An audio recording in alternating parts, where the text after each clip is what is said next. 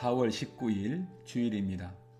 하나님을 예배하기 위해서 예배 자리에 앉으신 은혜와 평강교회 모든 믿음의 가족 여러분을 주님의 이름으로 환영합니다.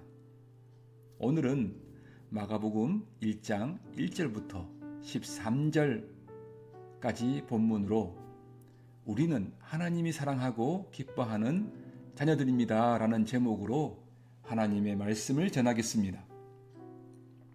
첫 번째, 하나님이 인간의 몸을 입고 이 땅에 오셨습니다. 마가는 예수님이 어떤 분이신지 시작에서부터 분명히 밝히고 있습니다. 마가복음 1장 1절, 하나님의 아들 예수 그리스도의 복음의 시작이라. 그 당시 이스라엘은 로마의 네로 황제의 박해 가운데 살고 있었기에 그들의 소망은 자신들을 구원할 메시아가 언젠가 오셔서 모든 압제와 고통에서 건져주실 것을 기대하고 있었습니다. 그들이 기다렸던 메시아는 모세를 통해 애굽의 바로를 심판하고 홍해 바다를 가르고 구원해 주셨던 그런 메시아입니다. 그러므로 이스라엘이 이해하고 기다렸던 메시아는 다윗 왕의 후손으로 오실 정치적이고 군사적인 메시아였습니다. 마가는 예수님이 왕으로 기름 부음 받은 메시아, 즉 그리스도이시며 하나님의 아들이라고 말합니다. 마가가 그리스도가 하나님의 아들이라고 말하는 것은 그 당시 이스라엘 사람들이 생각하는 메시아의 개념을 한 걸음 더 나아간 아주 과감한 표현입니다. 한마디로 예수님의 그 신성을 숨기지 않고 그대로 말한 것입니다. 예수님이 하나님의 아들이라고, 하나님이라고 폭탄 발언을 한 것입니다. 우리는 현재 코로나19 때문에 학교와 직장과 비즈니스의 장소도 가지 못하고 있습니다. 보고 싶은 사람들도 자유롭게 만나지 못하고 여행도 가지 못하고 모두가 함께 모여 예배도 드리지 못하고 기쁨을 나누는 식탁의 규제도 함께 못하고 있습니다.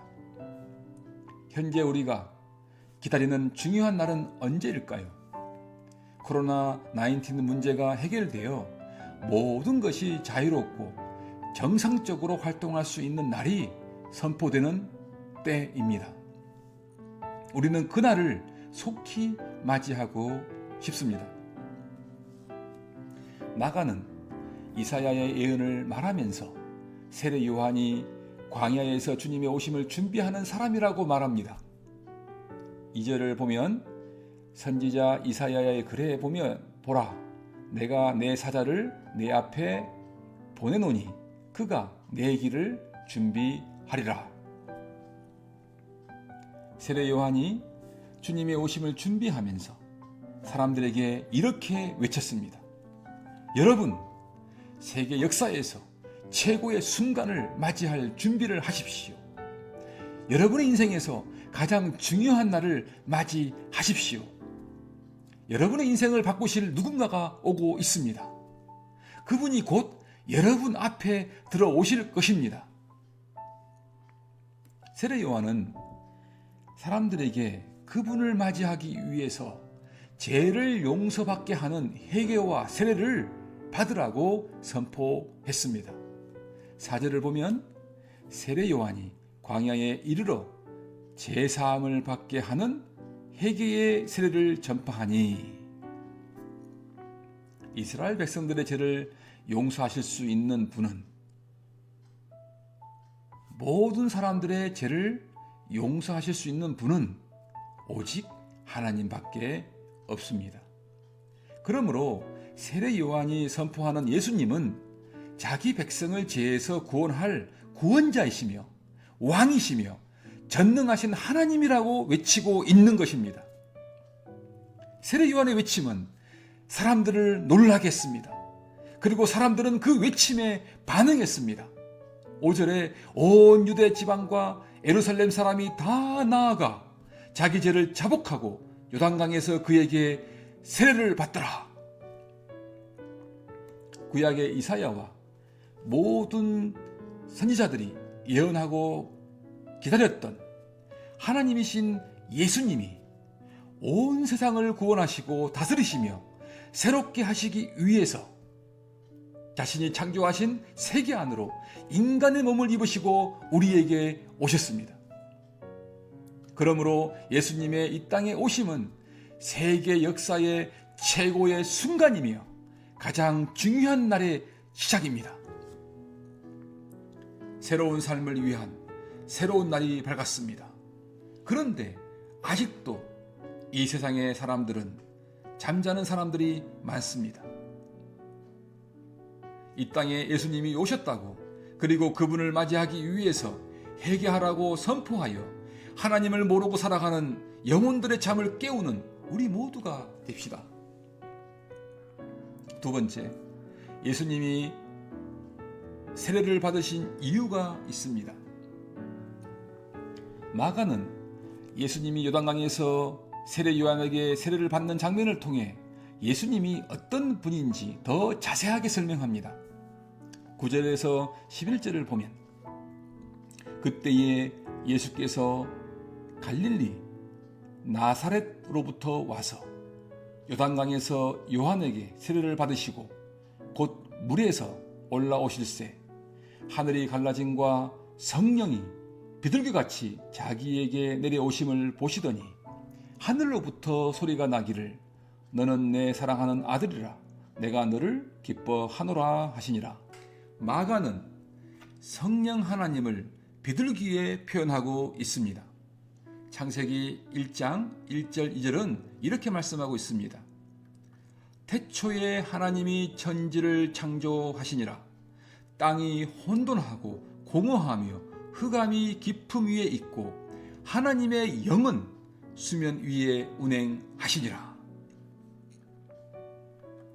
여기서 운행에 해당하는 히브리어는 훨훨 난다는 뜻입니다. 다시 말해 성령이 물 위를 훨훨 날아다니셨다는 뜻입니다. 이어서 3절에 하나님이 하신 일은 무엇입니까? 하나님이 이르시되 빛이 있으라 하시니 빛이 있었고 하나님의 말씀이 빛을 만드셨습니다. 마가는 지금 우리에게 무엇을 알려주고 있습니까?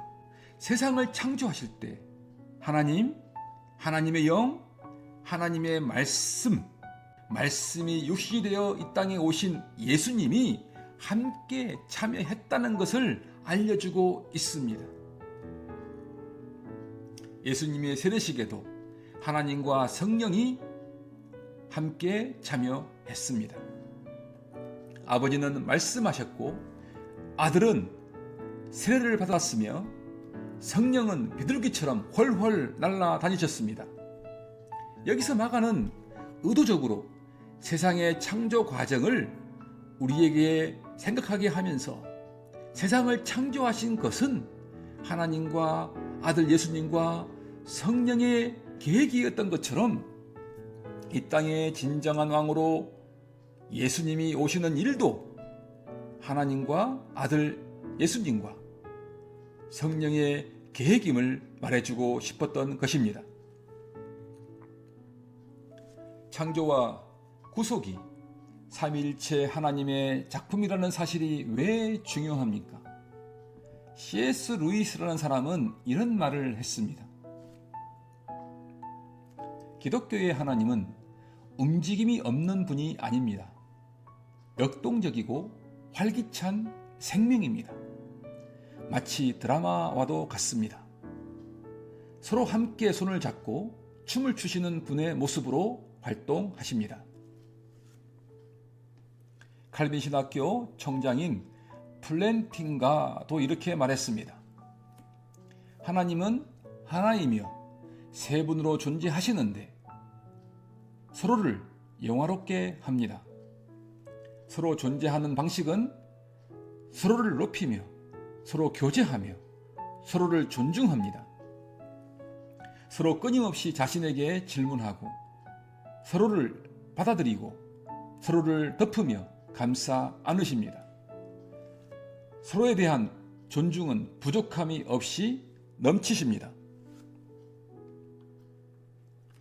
아버지와 아들과 성령은 서로 상대방을 중심으로 움직이며 활동합니다. 상대방을 찬양하고 높입니다.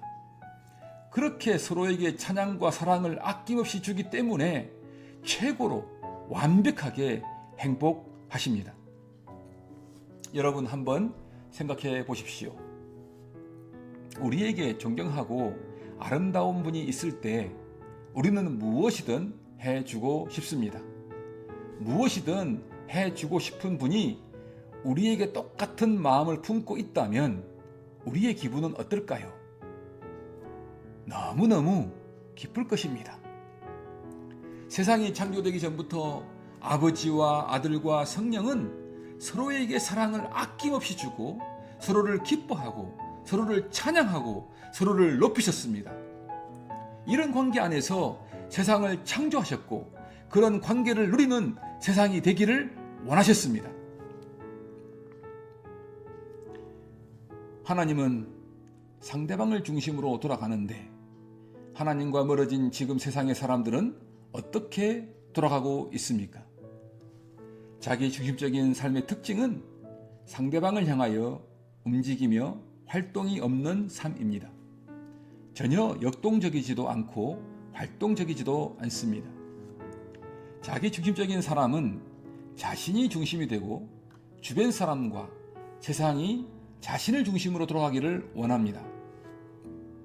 자기 중심적인 사람이 다른 사람을 돕고 친구를 사귀고 사랑에 빠지는 것도 어디까지나 자신의 필요를 채우기 위해서일 뿐입니다.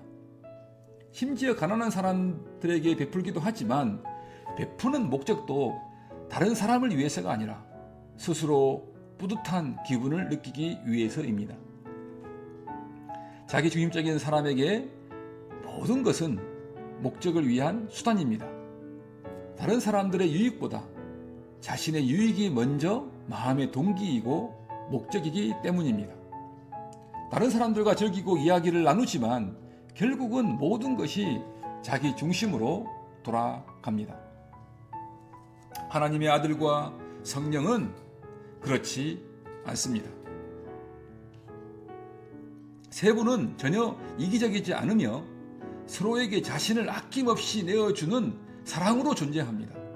마가는 예수님의 세례를 통해 하나님과 아들과 성령이 서로에게 모든 것을 내어주는 사랑으로 함께 구속의 사역에 참여하고 있다는 것을 알려주고 있습니다. 마지막 세 번째, 시험과 유혹과 고통이 있을 때 하나님의 사랑의 음성을 기억하고 들으십시오. 하나님은 완전한 사랑 가운데 계셨기 때문에 어떤 사랑의 기쁨도 필요하지 않으셨습니다. 그렇다면 하나님은 왜 우리를 지으셨을까요? 하나님은 기쁨을 얻기 위해서가 아니라 기쁨을 주시기 위해서 우리를 지으셨습니다. 우리를 하나님과 아들과 성령의 사랑 안으로 들어오게 하여 하나님의 아름다움을 맛보고 누리며 찬양하며 하나님을 중심으로 살아가는 생명의 복을 누리게 하시기 위해서 우리를 창조하셨습니다. 그러나 지금 우리가 살고 있는 이 세상은 하나님 중심으로 살아가기 위해서 전투를 해야 되는 광야와 같은 곳입니다. 하와를 사탄이 유혹했듯이 광야에서 사탄은 예수님을 시험하고 유혹합니다. 마가는 예수님이 들짐승과 함께 계셨다고 말하고 있습니다. 마가가 마가복음을 기록할 당시 크리스찬들은 로마의 황제 네로의 박해 아래 있었습니다. 들짐승 같은 네로 황제의 밥이었습니다. 수많은 크리스찬들이 네로의 밥이 되어 죽었습니다. 그래서 겨우 살아가는 크리스천들도 신앙을 버리고 싶은 유혹이 많이 있었으며 실제 일부 크리스천들은 시험을 받고 넘어지며 실패했습니다. 예수님은 하나님과 깊은 사랑 관계를 누리면서도 광야의 여러 위협에 맞서 싸워야 하셨습니다. 그 당시 하나님의 백성들이 당하는 똑같은 종류의 시험이 광야에서 예수님에게 일어났습니다. 하나님은 예수님을 그대로 두시지 않으셨습니다. 광야에서 시험을 받기 전 하나님이 예수님에게 말씀하셨습니다. 11절 하늘로부터 소리가 나기를 너는 내 사랑하는 아들이라 내가 너를 기뻐하노라 하시니라. 너는 내 사랑하는 아들이라 내가 너를 기뻐하노라. 하나님은 앞으로 고통과 고난과 시험이 예수님에게 있을 때 내가 지켜보겠다, 함께 하겠다, 사랑하겠다, 함께 일하겠다, 성령으로 도와주시겠다고 말씀해 주신 것입니다. 예수님이 십자가에서 죽음을 당하시는 순종도 하나님의 사랑의 음성과 함께 했기 때문에 그 일을 감당할 수 있었습니다. 우리는 지금까지 광야 같은 세상을 살아갈 때 사랑의 말, 생명의 말을 많이 듣지 못하며 살아왔습니다. 교회 가족 안에서도, 가족관계 안에서도 나는 내가 참 좋아, 마음에 들어, 나는 너와 언제나 함께 할게 하는 말을 듣기가 쉽지 않았습니다. 많은 아버지들은 자녀들에게 너는 나의 소중한 자녀다, 나는 너로 인해 기쁘다 라는 사랑이 듬뿍 담긴 표현을 잘 하지 못합니다. 어색하기도 하고 부끄러워서 그랬을 것입니다. 그러나 안타깝게도 많은 아버지들은 자녀들에게 화를 내고 냉정하게 밀어내고 마음의 문을 닫아버리는 그러한 표현을 자녀들에게 했습니다. 사랑의 말, 생명의 말을 잘 듣지 못한 자녀들은 어려운 일을 당할 때 일어서기가 힘듭니다. 예수님은 세상을 창조하시기 전부터 누리셨던 것을 우리에게 주시기 위해서 오셨습니다. 우리가 광야 같은 이 세상을 살아갈 때 때때로 죄와 치열한 전투를 해야 되고 시험을 당하고 상처를 입고 연약한 경험을 할 때 하나님이 예수님께 해주셨던 말을 우리도 기억할 수 있습니다. 들을 수 있습니다. 너는 내 사랑하는 아들이라 내가 너를 기뻐하노라. 우리가 이 음성을 기억하면 또 들으면 어떤 상황에서도 다시 일어설 수 있습니다. 우리는 다시 일어서서 앞으로 나아갈 수 있습니다. 하나님이 주시는 기쁨을 다시 회복할 수 있고 누릴 수 있습니다. 사랑하는 은혜와 평강교회 가족 여러분, 예수님은 자신을 따르는 우리가 가야 할 길을 먼저 가셨습니다. 먼저 우리 앞에 걸으신 예수님이 하나님의 뜻에 온전히 순종할 수 있었던 것은 너는 내 사랑하는 아들이라 내가 너를 기뻐하노라 내가 너를 지켜볼게 함께 할게 사랑할게 함께 일할게 성령으로 도와줄게 하시는 하나님의 음성을 들었기 때문입니다. 오늘 예수님을 따르는 우리들에게도 하나님은 아들에게 말씀하셨던 똑같은 사랑의 말, 생명의 말로 격려해 주십니다. 너는 내 사랑하는 아들이라 내가 너를 기뻐하노라 내가 너를 지켜볼게 항상 함께 할게 사랑할게 함께 일할게 성령으로 도와줄게 이렇게 말씀해 주시는 이유는 우리도 하나님의 뜻을 따라 일을 하는 하나님이 사랑하고 기뻐하는 자녀들이기 때문입니다.